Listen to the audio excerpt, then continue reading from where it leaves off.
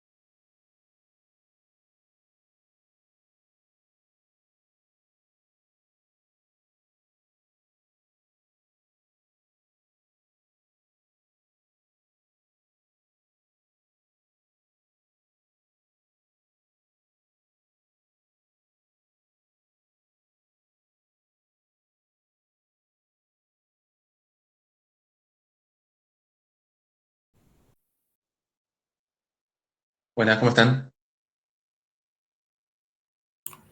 ¿Cómo están? ¿Todo tranqui? ¿Todo bien? Este, mm, bueno, antes de darle la palabra a Lautaro, docente de la cátedra, quería presentarme brevemente. Mi nombre es Mía, soy compañera de la Jaureche. Particularmente esta materia a mí se me venció, así que la pude regularizar recién en la cursada de verano. Bueno, y en complemento, como agrupación, este encuentro forma parte de un proyecto más grande que tenemos, que es el Avanzamos Todos, donde allí se despliegan una serie de grupos de estudio como repasos prefinales. Nada, comentarles que estos espacios para nosotros son pilares, puesto que, nada, para toda la formación y en toda nuestra trayectoria. Así que, bueno, saber eso de que la carrera no se hace de forma individual, por eso agradezco la participación tanto de ustedes como del profe, y hoy, como el viernes, nos vamos a estar encontrando acá armando este espacio. Por otro lado, y no menos importante, comentarles algunas referencias administrativas, así que bueno, yo voy a estar pendiente acá en el celular, me hablan cualquier cosa en el grupo, si algún compa no puede ingresar o demás. Y por otro lado, en el canal de YouTube están subidos varios videos, así que bueno, si les interesa pueden ir a verlo. Ahí sí, le doy la palabra. Bueno, muchas gracias. Gracias a la Jaureche por organizar este grupo de estudio y por invitarme a aportar bueno, con lo que venimos viendo en la materia. Quizás algunos sean o hayan sido alumnos míos, no sé. Eh, pero bueno, la idea, como veníamos diciendo, es poder repasar un poco para el final. La idea es hacer un encuentro hoy y otro el viernes. Lo que les propongo entonces es poder ver hoy los primeros autores, los autores que entran tanto en prácticos como en teóricos. Ver a Descartes, Hume, Kant, Hegel y Marx. No sé si llegaron a ver hasta ahí, hasta el último autor o no. Y el viernes sí, ver los de los teóricos. Ver a Nietzsche, Foucault, Merleau-Ponty, Sartre, Beauvoir y alguno más que puedan tener alguna consulta o alguna duda. Así que si les parece podemos hacer eso, puedo ir haciendo yo un repaso muy breve de los primeros autores. Eh, y si ustedes tienen alguna pregunta, alguna duda o consulta, pueden abrir el micrófono o por el chat o como prefieran y hacer la pregunta que les parezca. Hacemos así entonces. Bueno, bien. Entonces, bueno, como les decía, podemos empezar este primer encuentro con los autores de los prácticos, el primero de los cuales es Descartes. Bueno, ya me meto de lleno, cualquier cosa interrumpan, díganme si voy muy rápido, muy despacio, si algo no queda claro. Eh, bueno, Descartes es el primero de los autores de un programa de introducción a la filosofía que se propone como un breve repaso de cómo algunos autores en la filosofía han conceptualizado la mente humana, ¿sí? Cómo han propuesto diversos modelos de cómo pensamos, cómo conocemos, cuál es nuestra relación con el mundo. El primero de estos autores que se propone es René Descartes, un francés que vivió en el siglo XVII y que forma parte de un proceso de muchos cambios en Europa, uno de los cuales, a nivel cultural, de pensamiento, fue la revolución científica. Eh, la revolución científica significó un nuevo paradigma en la forma de conocer el mundo, ya no tan guiado por la autoridad de la religión, de las escrituras y de la iglesia, sino por la capacidad o supuesta capacidad humana para conocer por medio de sus propios sentidos y su propia razón el mundo. Descartes es un científico, forma parte de la revolución científica y la intenta defender. ¿Ante quiénes? Ante sus detractores, ante quienes decían que no es posible el conocimiento humano, y esta corriente filosófica se llamó escepticismo. ¿Sí? Los escépticos estaban en contra de la revolución científica y decían que no es posible el conocimiento. Y daban diversos argumentos acerca de por qué nos engañan los sentidos o por qué nos engaña la razón cuando intentamos conocer. Descartes se opone a los escépticos, no es un escéptico, pero sin embargo vamos a ver cómo en las meditaciones metafísicas utiliza argumentos de los escépticos. Entonces, su objetivo central, por el cual escribe las meditaciones metafísicas, es fundamentar la ciencia, fundamentar el conocimiento científico. Esto ya es muy importante, que se lo acuerden. El objetivo de Descartes es fundamentar la ciencia, o como él dice, establecer algo firme y constante en la ciencia. Y la forma de llevar a cabo este objetivo en la primera meditación es deshaciéndose de sus antiguas opiniones, ¿sí? Pero ese no es el objetivo final de Descartes, dudar de todo. Eso es lo que hacían los escépticos. Descartes usa la duda como un medio para mostrar que, aún aceptando ese argumento escéptico, vamos a mostrar que los escépticos están equivocados y se puede conocer la realidad y se puede fundamentar la ciencia. Entonces, en la primera meditación, busca deshacerse de sus antiguas opiniones, porque anteriormente lo han engañado, eh, y porque nada seguro puede, como dice él, fundarse sobre cimientos tan poco sólidos. Entonces dice, empecemos de cero, deshagámonos de nuestras antiguas opiniones y construyamos sobre una base segura. Entonces busca deshacerse de sus antiguas opiniones y para eso toma dos recaudos o dos precauciones. Primero, no se deshace de sus opiniones mostrando que son falsas, porque esto sería tan difícil como mostrar que son verdaderas, sino que le alcanza un objetivo menos ambicioso, que es mostrar que son dudosas. Si encuentra un motivo para dudar de sus opiniones, ya es suficiente para ponerlas entre paréntesis y no creer en ellas. La segunda precaución es que no duda de todas y cada una de ellas, o no busca un motivo de duda en cada una, sino únicamente en las fuentes, en los fundamentos de los cuales surgen sus opiniones. Las fuentes del conocimiento, para Descartes, son dos, los sentidos y la razón. ¿Sí? Los sentidos es cuando vemos, escuchamos, etc. Y la razón, cuando pensamos. Por ejemplo, cuando hacemos matemáticas, no estamos usando los sentidos. Entonces, si Descartes encuentra un motivo de duda, tanto en los sentidos como en la razón, es suficiente para deshacerse de todas sus antiguas opiniones. Y básicamente en la primera meditación formula tres argumentos, los dos primeros en contra de los sentidos y el tercero en contra de la razón y también de los sentidos.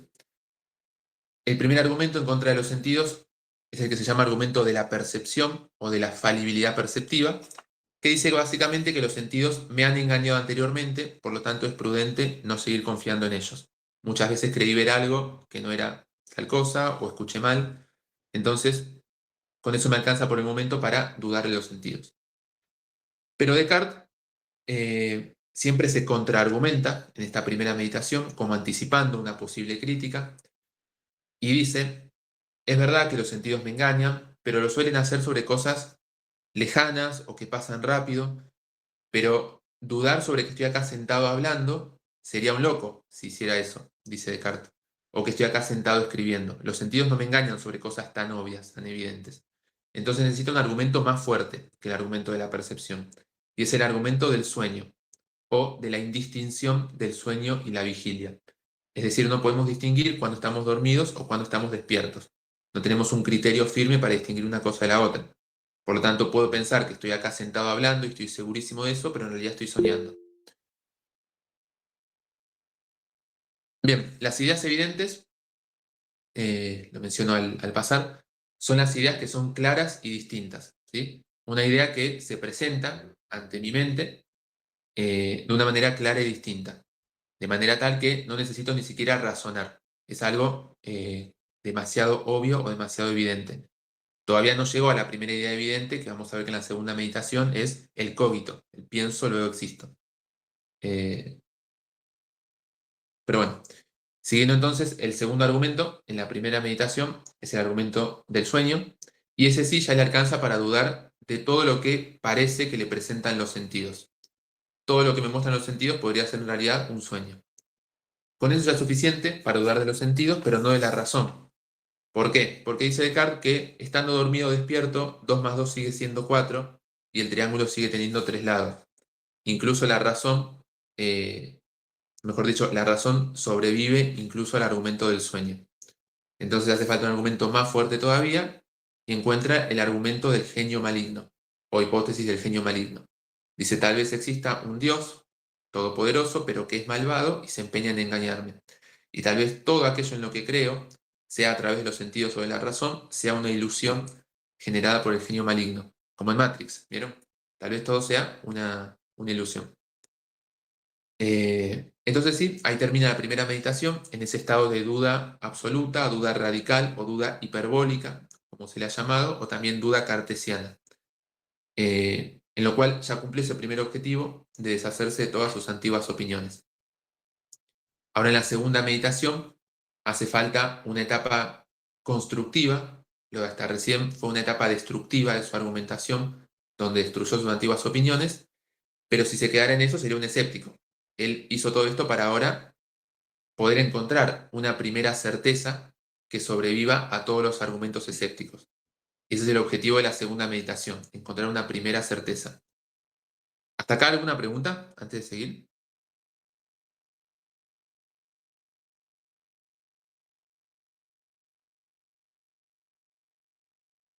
Muy bien.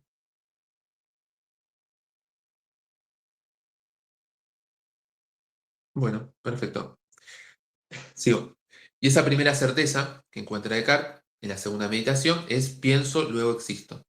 Es decir, el genio maligno me puede engañar sobre todas las cosas, sobre que estoy viendo algo, o que estoy sentado, o que tengo un cuerpo, o que el mundo existe, o que el triángulo tiene 3 lados, o que 2 más 2 son 4, pero no me puede engañar sobre el hecho de que estoy pensando, que estoy dudando, y por lo tanto existo. No podría pensar una entidad que no existiera. Entonces, que pienso y existo es la primera certeza que encuentra Descartes. Y ni siquiera el genio maligno me puede engañar sobre eso. A partir de ahí, Descartes busca dilucidar qué tipo de ente es qué tipo de entidad. Dice, muy bien, existo, pero ¿qué soy? Repasa 3 posibles opciones, la de ser un hombre, ser un cuerpo o ser un alma. Y las 3 las rechaza por motivos similares, porque todas lo retrotraen a opiniones de las cuales ya se deshizo. En primer lugar, la de ser un hombre, dice, tal vez soy un hombre, ¿qué entiendo por hombre o qué entendía? Bueno, la filosofía conceptualizaba al hombre como un animal racional. Pero ahí la cuestión entonces se vuelve más confusa, porque el problema se divide en dos. Debo saber ahora si soy un animal o no y si soy racional o no. Y son todos conceptos que yo puse en duda, de los cuales no puedo saber nada, ni por sí o por no, en este momento. Por eso rechaza esa opción. Piensa entonces si es un cuerpo o no. Y lo mismo, ¿qué entendía por cuerpo? Algo que ocupa un lugar en el espacio, que tiene una extensión, un peso, una forma, que tiene miembros, brazos, huesos, nervios. Todo eso de vuelta son opiniones que ya rechacé en la primera meditación. No puedo decir si soy o no un cuerpo. No lo puedo saber por el momento. Y en tercer lugar, el caso de si soy o no un alma, lo mismo, que entendía por alma una especie de, dice, como de vapor tenue o de aire sutil. No puedo saber si soy eso o no, tampoco si el alma es inmortal o no. Todo aquello en lo que creía lo puse en duda. Por lo tanto, las 3 opciones las descarta y por el momento se queda en decir que es una cosa que piensa. Soy una cosa que piensa y no puedo decir nada más que eso. Eso, lo de ser una cosa que piensa, nos lleva a un contenido que es más de los teóricos, que es el dualismo cartesiano. Dualista es una postura en filosofía que divide en dos, ¿no? Descartes piensa que toda la realidad puede dividirse en dos tipos: sustancia pensante y sustancia extensa. La sustancia extensa son los cuerpos, básicamente, todo aquello que ocupa un lugar en el espacio, lo que es tangible. Y la sustancia pensante, por el momento, es la mente, ¿sí? También lo llama como un sinónimo espíritu. Más tarde le va a llamar alma también. Pero por el momento la sustancia pensante es aquello que se define por el pensamiento, por ser algo que piensa. Y eso es lo que hasta ahora demostró Descartes que existe, la sustancia pensante, él mismo. No sabe todavía si existe la sustancia extensa, si existen o no los cuerpos. Pero bueno, sustancia pensante y sustancia extensa son dos cosas separadas, que forman parte del dualismo cartesiano. Bueno, después de esto entonces, de decir que es una cosa que piensa, Descartes tiene otro objetivo en la segunda meditación, que es mostrar que el espíritu es más fácil de conocer que el cuerpo. Acá de nuevo, espíritu es como un sinónimo de sustancia pensante, aunque no usa esa expresión en esta meditación todavía. Entonces busca mostrar que su espíritu es más fácil de conocer que su cuerpo. Y para eso utiliza el argumento de la cera. Dice, tomemos un pedazo de cera, como la de un panal de abejas o la cera de vela. Bueno, dice, tiene cierta forma, textura, olor, color. Si yo meto ese pedazo de cera en el fuego, cambian todas esas cualidades, se derrite, cambia su olor, su textura, su forma.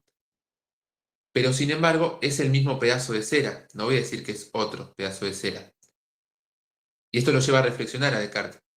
¿Cómo conozco la cera entonces? ¿Por medio de los sentidos? No, porque todo lo que me mostraban los sentidos sobre el pedazo de cera cambió. Y sin embargo sé que es el mismo pedazo de cera.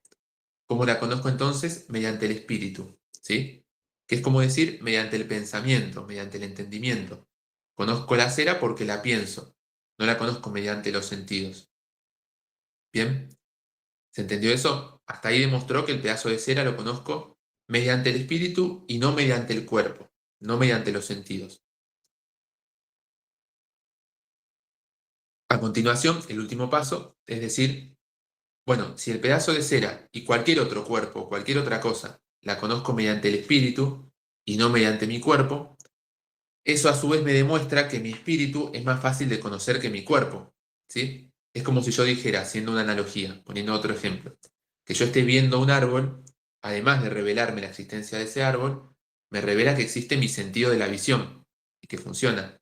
Bueno, que yo la cera la conozco mediante el espíritu y no mediante los sentidos, de los sentidos no sé nada todavía, me muestra al mismo tiempo que mi espíritu existe, que tengo algo que me permite conocer la cera. Bien, y ese era el segundo objetivo de la segunda meditación, mostrar que el espíritu es más fácil de conocer que el cuerpo. Bien, ¿hasta acá se entendió todo? Lo de Descartes.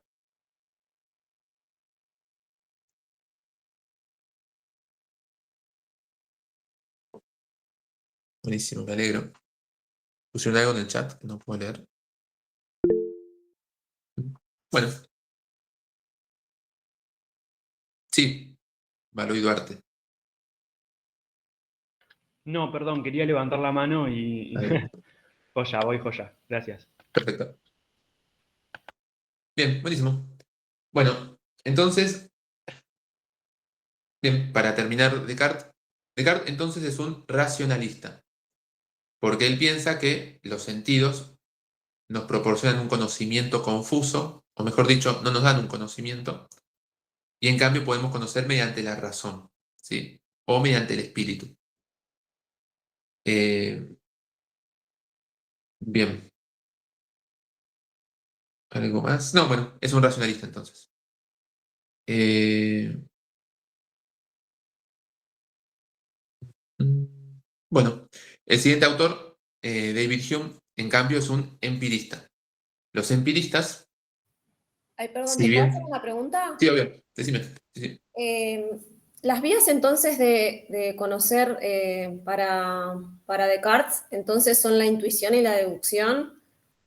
Ah, verdad, no lo dije, perdón, porque me centré mucho en la parte de Porque tengo prácticos. como esas dos, pero no Sí. sé si la intuición es, digamos, la que prioriza o si son las dos, como que no me queda claro eso. Bien, ambas son vías de conocimiento, intuición y deducción.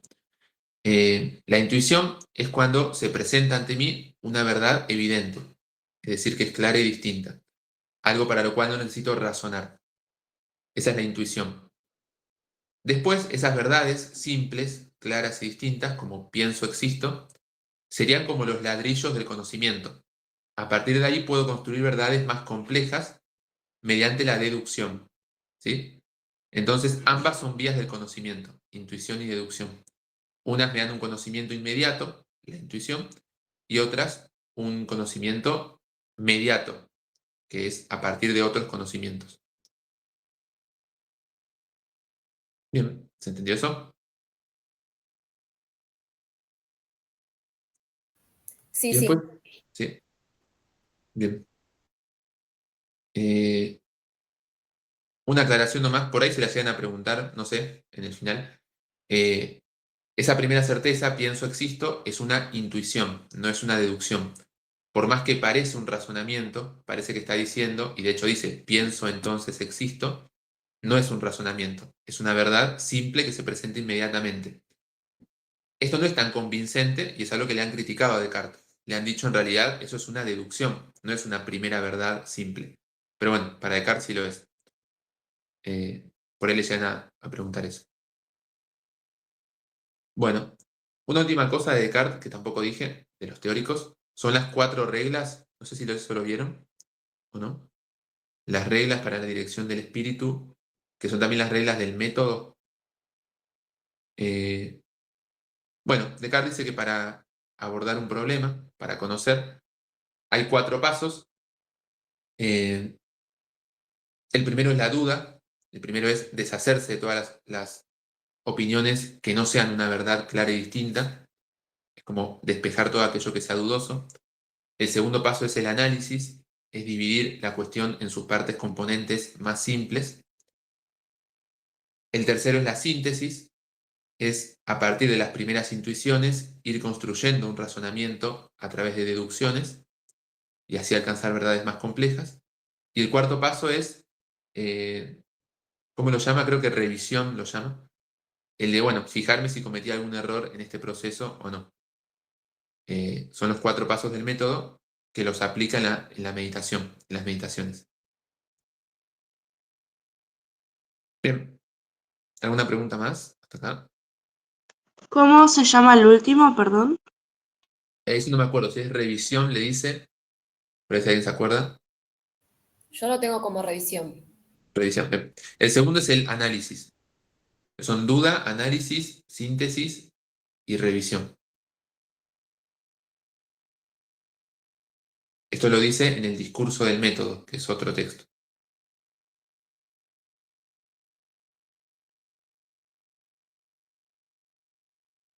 Bien, ¿seguimos? Muchas gracias. No, nada.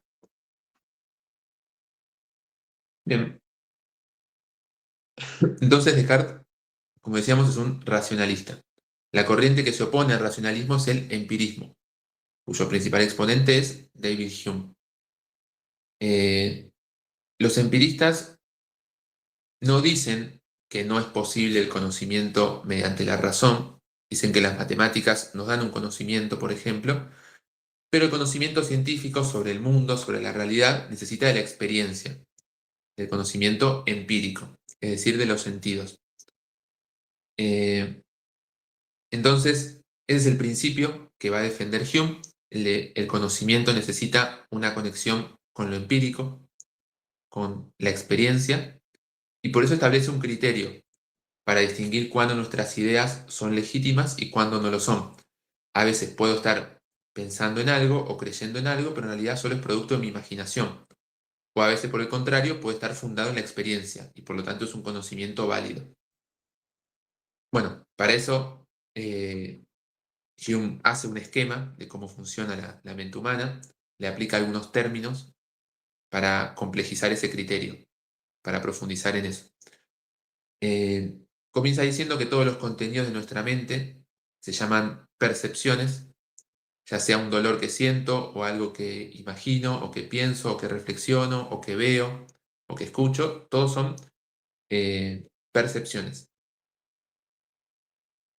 Las percepciones pueden dividirse en dos: impresiones e ideas, y se diferencian por su grado de fuerza o vivacidad. Las impresiones son más fuertes que las ideas, ¿sí?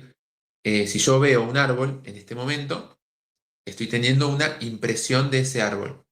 La impresión es una experiencia presente que tengo en este momento. Entonces, por el contrario, una idea es algo más débil que una impresión y es una huella que dejó una impresión en mí. Si yo veo un árbol, tengo una impresión de ese árbol, pero si recuerdo un árbol que vi la semana pasada, tengo la idea de ese árbol en mi mente, ¿sí? Entonces, parecería ser que las ideas son huellas que dejan las impresiones o que se derivan de las impresiones. Bueno, pero no siempre. Y ahí está la clave para distinguir cuándo son válidas y cuándo no. A veces las ideas se derivan efectivamente de una impresión. Por ejemplo, si recuerdo un árbol que efectivamente vi, entonces esa idea se deriva de esa impresión. O a veces una idea no proviene de una impresión, sino de la asociación o de la combinación de otras ideas en mi mente, en mi imaginación. Por ejemplo, si tengo la idea de un centauro, no viene de haber visto un centauro, sino de que mi imaginación combinó la idea de un caballo con la idea de un hombre, ¿sí? O la idea de una sirena viene de haber combinado la idea de una mujer con la idea de un pez. Entonces, a veces las ideas vienen de impresiones y a veces no, a veces vienen de la combinación de otras ideas. Hume dice que entonces son legítimas o son válidas cuando vienen de una impresión y son inválidas o ilegítimas cuando no vienen de una impresión. Y ahí está el criterio empirista que formula. Si tenemos una duda con una idea, si no sabemos si es válida o no, tenemos que buscar una impresión que le corresponda. Si encontramos esa impresión, perfecto, y si no, entonces es una idea surgida de mi imaginación. ¿Se entendió eso? Es muy importante para seguir.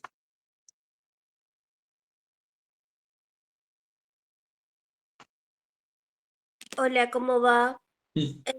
Por esto que acabas de decir es que Hume dice que sustancia no deriva de una sola impresión, sino que va a ser legítimo porque deriva de un manejo de percepciones y que no tenemos una sola impresión de ello. Entonces, ¿eso sería o estoy equivocada? No, sí, está bien. Este criterio después lo aplica a las ideas de sustancia, causalidad y yo, para mostrar que no son ideas válidas. Pero ahora vamos a ver eso. Pero muy bien, Gracias. sí. No hay nada. Entonces, bueno, ese es el criterio empirista que formula Hume.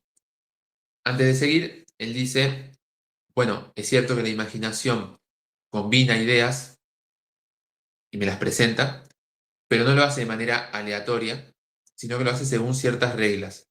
Hay 3 leyes de asociación por medio de las cuales la imaginación me presenta ideas que no vienen de la experiencia, ¿sí? Esas 3 leyes de asociación eh, son semejanza, contigüidad y causalidad. La de semejanza, primero. Si yo veo un cuadro que representa a una persona, enseguida viene a mi mente la idea de esa persona, por más que no le esté viendo a esa persona, ¿sí? De esa manera, la imaginación trajo a mi mente una idea, la de fulano, aunque no viene de la experiencia eso, pero estoy viendo a fulano. O veo a un perro en la calle y pienso en otro perro parecido, en mi perro pienso. Bueno, no lo estoy viendo a mi perro, estoy viendo algo parecido.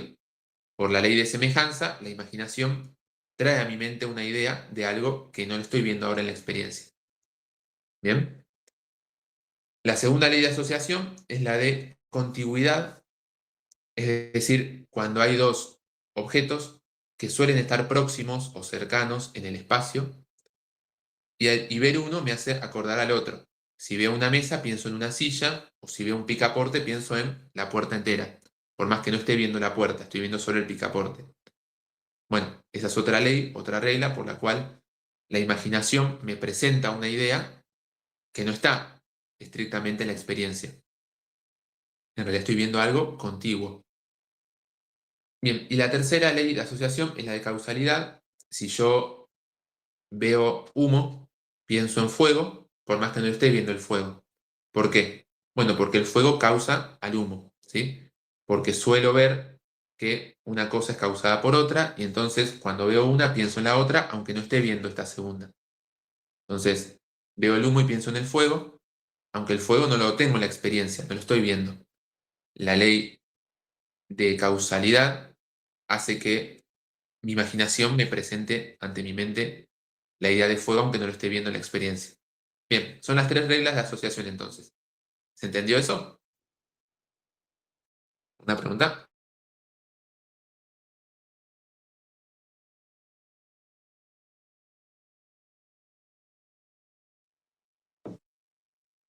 Bien.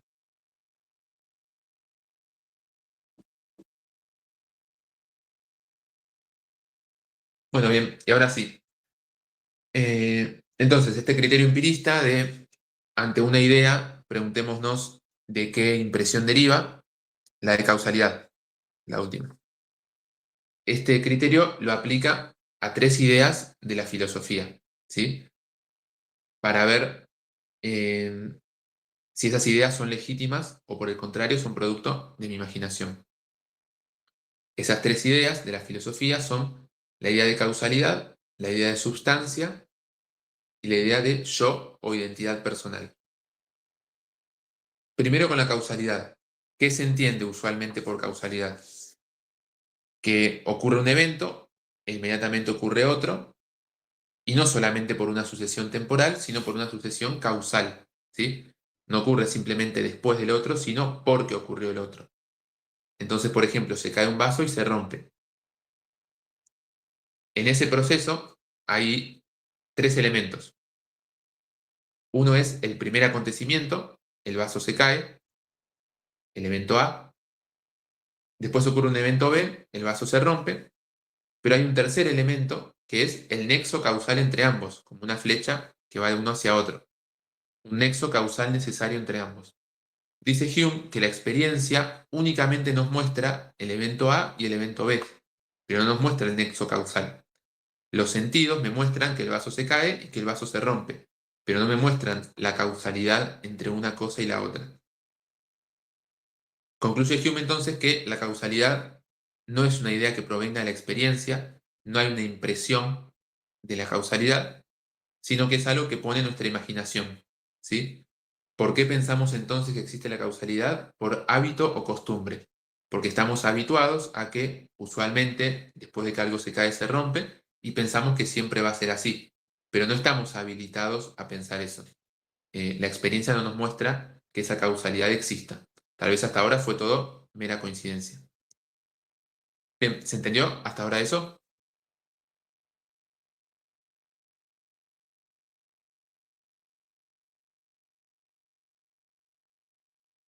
¿Sí?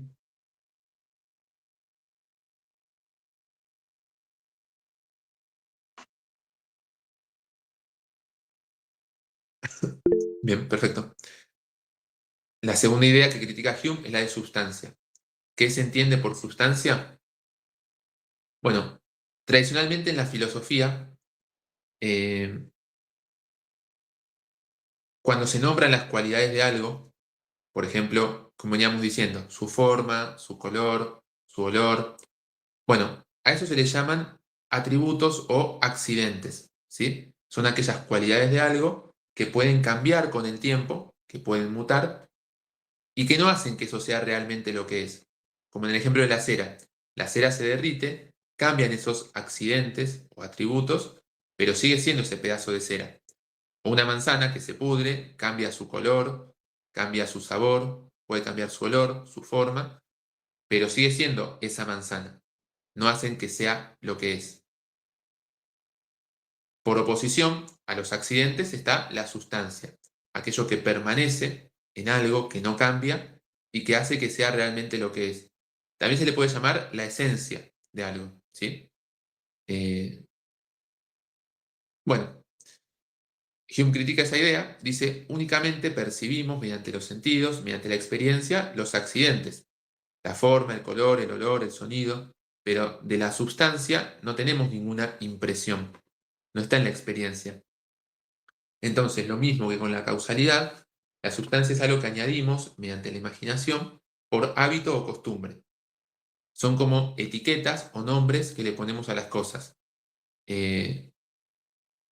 Vemos una conjunción de accidentes o de atributos y decimos esto es una manzana o esto es un pedazo de cera. Pero no tenemos una impresión de la sustancia, solamente de esas cualidades llamadas accidentes. Bien, ¿hasta ahí se entendió?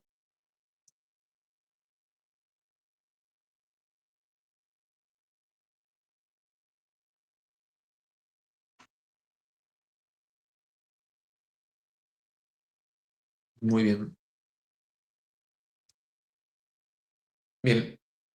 Y por último, lo mismo con el yo o identidad personal, que en los prácticos tienen que ver ese texto que profundiza en la crítica a esa idea, la de yo o identidad personal. Bueno, lo mismo. Usualmente se entiende que el yo es algo que permanece en el tiempo, que a pesar de mis cambios de ánimo o de mis estados mentales, o que yo pueda estar en un momento pensando, recordando, imaginando, sintiendo, lo que sea, siempre soy yo el soporte de todos esos estados mentales. Hay algo que permanece a través y a pesar de mis diversos cambios en mi mente. Bueno, lo mismo con lo anterior, Hume dice, no hay una impresión única o permanente del yo. Únicamente somos ese haz o colección de percepciones, ese manojo de percepciones. Nuestra mente es como un teatro en el cual transitan a gran velocidad esos actores que son las emociones o los pensamientos, pero no hay un yo fijo y permanente que le dé sustento a todo eso.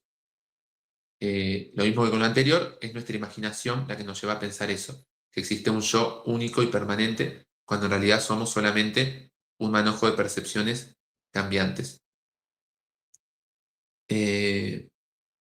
Bueno, en el texto que se ve en los prácticos, profundiza en esa crítica, la explica, y habrán visto que da algunos ejemplos, el de la iglesia, el del río, el de los animales y los vegetales, un par más. ¿Para qué da esos ejemplos? Lo da con un fin, podríamos decir, pedagógico, Hume, como diciendo, esta idea que estoy presentando, la de que el yo es una ficción que no existe, puede ser difícil de entender. Por eso doy otros ejemplos en los cuales nuestra mente hace lo mismo que con el yo. ¿Qué es esto mismo que hace? Suponer que hay una unidad o una mismidad donde en realidad hay diversidad. ¿Sí? En nuestra mente hay diversidad de percepciones, pero creemos erróneamente que hay un único yo. Bueno, esto lo hacemos todo el tiempo en realidad. Cuando vemos un río, nuestra experiencia nos muestra una diversidad de cosas, nos muestra el agua que fluye y que cambia todo el tiempo y que nunca es la misma, pero tendemos a pensar ilegítimamente que es un mismo ente, que es un mismo río. Lo mismo con una iglesia, que si se derrumba y se vuelve a construir, decimos que es la misma iglesia, o con animales y plantas que crecen y decimos que el hombre que antes fue un niño es la misma persona, aunque cambió todo en él, o la semilla que pasa a ser una planta y después un árbol es el mismo organismo. Bueno, en todos esos ejemplos únicamente vemos diversidad, pero suponemos equivocadamente que hay una unidad o una mismidad. Y eso también lo hacemos con el yo. Bueno, ¿alguna pregunta hasta acá de esto?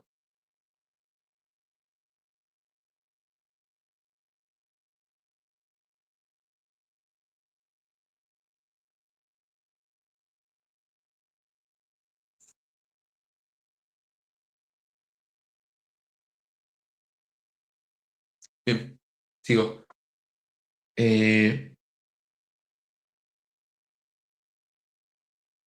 Bien. Bueno, de Hume sería eso, hasta acá. No hay más que eso. ¿Necesitan alguna pregunta sobre Hume? Profe, yo tengo una pregunta.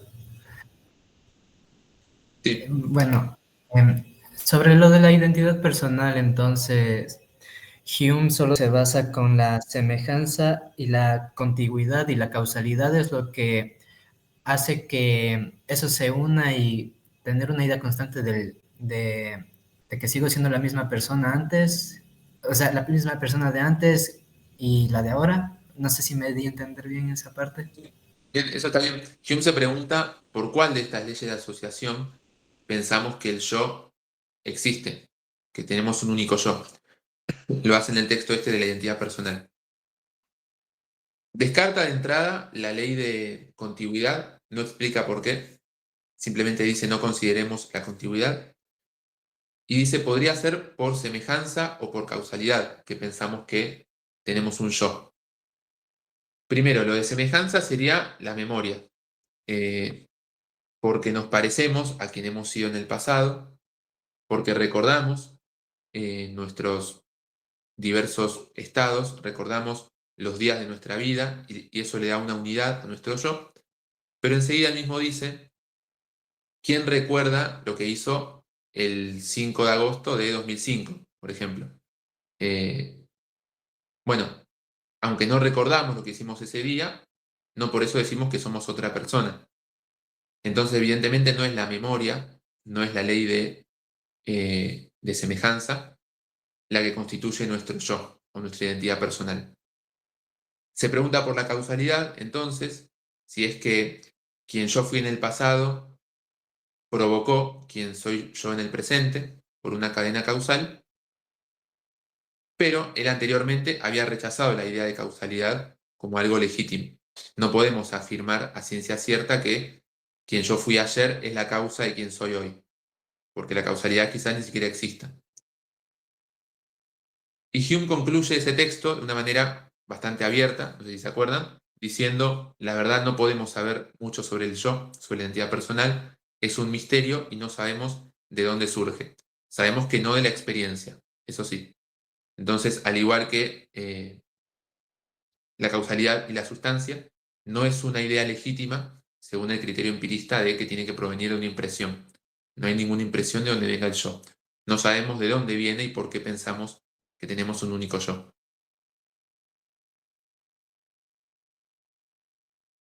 Bien.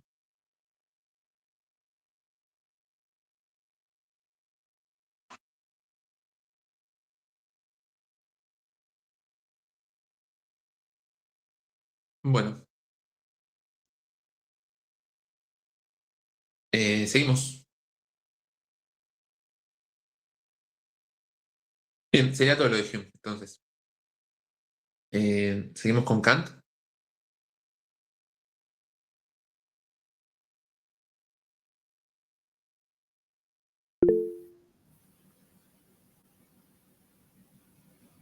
Bien. Bueno, hasta ahora vimos dos corrientes de la filosofía, racionalismo y empirismo, y vimos cómo ambos abordan el problema del conocimiento y dan respuestas distintas a la pregunta de cómo conocemos. Unos dicen mediante la razón y otros dicen mediante los sentidos. Kant no es ninguna de estas dos cosas, y él dice que ambos, tanto racionalistas como empiristas, se equivocan porque se basan sobre un mismo suelo en común, sobre un mismo supuesto que es falso. Ambos, por más que unos digan que conocemos mediante la razón y otros mediante los sentidos, presuponen que la realidad existe independientemente del sujeto que la conoce. ¿Sí? Más allá de cómo la conozco, hay un objeto, hay una realidad que existe independientemente de mí. A esa postura, que engloba tanto al racionalismo como al empirismo, Kant la llama realismo. ¿Sí? El realismo piensa que la realidad existe independientemente del sujeto que la conoce. Contrapuesto al realismo está el idealismo de Kant. Kant es idealista porque piensa que el sujeto constituye al objeto de conocimiento. ¿Sí? Bien, no son independientes uno de otro. Entonces, lo que puede conocer el El sujeto depende de sus alcances y sus límites para conocer, ¿sí? No podemos conocer cualquier objeto.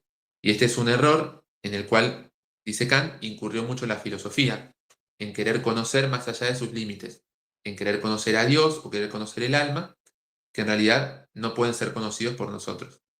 Entonces, antes de preguntarnos por el objeto, dice Kant, preguntémonos por el sujeto, por cómo somos nosotros como sujeto de conocimiento, porque eso después va a determinar al objeto que podemos conocer y cómo lo podamos conocer. Y a este giro, lo llama giro copernicano. Copérnico fue un astrónomo que propuso, en lugar del modelo geocéntrico, que decía que la Tierra estaba en el centro del universo, un modelo heliocéntrico, donde se pone al Sol en el centro. De manera análoga, dice Kant, saquemos al objeto del centro del problema del conocimiento y pongamos al sujeto. Lo que hay que analizar es al sujeto que conoce. Y por eso escribe La crítica de la razón pura, ¿sí? Que es un libro en el cual analiza cómo somos como sujeto de conocimiento. ¿Bien? Bueno, y lo más importante de Kant es esto, que es clave para todo lo que sigue. Esa idea, el idealismo. El sujeto constituye al objeto de conocimiento. ¿Alguna pregunta hasta acá? Yo me perdí cuando dijiste que ambas perspectivas se equivocan, el empirismo y el racionalismo, porque presuponen que el conocimiento existe independientemente del sujeto. ¿Era así? Que el objeto existe, independientemente del sujeto. Ah, gracias. No hay nada. El conocimiento tiene dos componentes, sujeto y objeto. Bueno, el realismo piensa que son independientes, que el sujeto únicamente conoce al objeto sin construir y sin constituir nada. El idealismo dice lo contrario. Bien, seguimos. Lautaro, una pregunta. Tanto el realismo como el idealismo toman aspectos del empirismo y de la otra postura, la de Descartes. Sí, Kant en el idealismo que construye dice ambos están equivocados, racionalistas y empiristas, pero ambos tienen razón en algo. Uno dice que es necesaria la razón y otro que es necesario los sentidos. Kant dice son imprescindibles ambas cosas. Les da otros nombres que vamos a ver después. Pero sí toma un poco de ambos.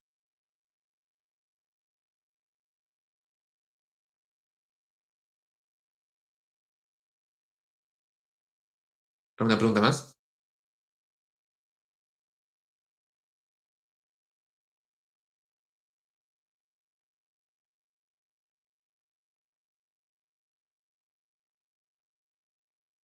Bueno, seguimos. Entonces, para analizar al sujeto de conocimiento, Kant dice que conocemos mediante juicios. Los juicios son oraciones o enunciados, como la mesa es blanca.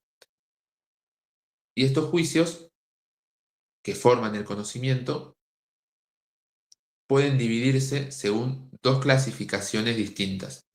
La primera clasificación es la que divide entre juicios a priori y juicios a posteriori. Los juicios a priori son los que no dependen de la experiencia, como por ejemplo el triángulo tiene 3 lados, o 2 más 2 son 4, o los solteros no están casados.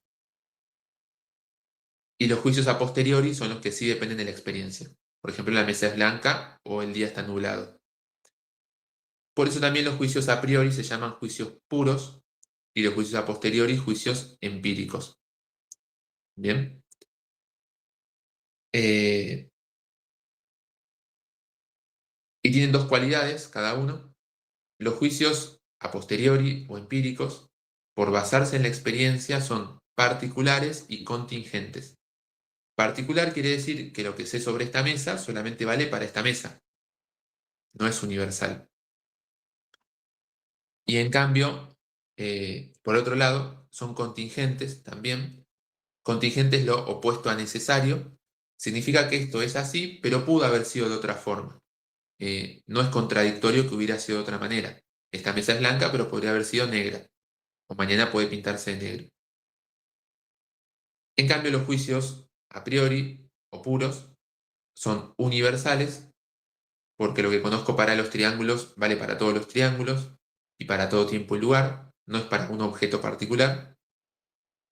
Y son también necesarios, porque es necesariamente así, porque no pudo ser de otra forma, porque su opuesto implica contradicción. Es decir, el triángulo tiene 4 lados, no solamente es falso, es contradictorio por definición. Entonces, repitiendo, los juicios a priori o puros son universales y necesarios, y los juicios a posteriori o empíricos son particulares y contingentes. ¿Alguna pregunta?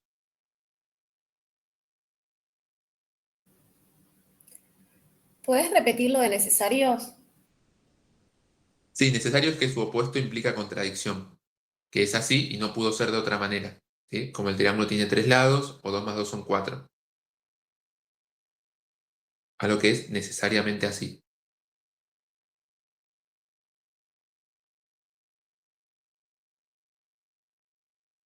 Sí.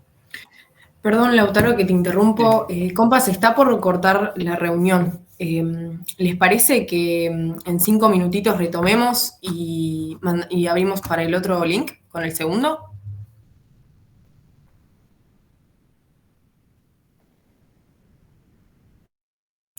Bueno, perfecto. Ya en breve retomamos, si te parece, Lautaro. Perfecto, Así, dale. bárbaro. Dale. Bueno, nos vemos en 5 minutos. Dale.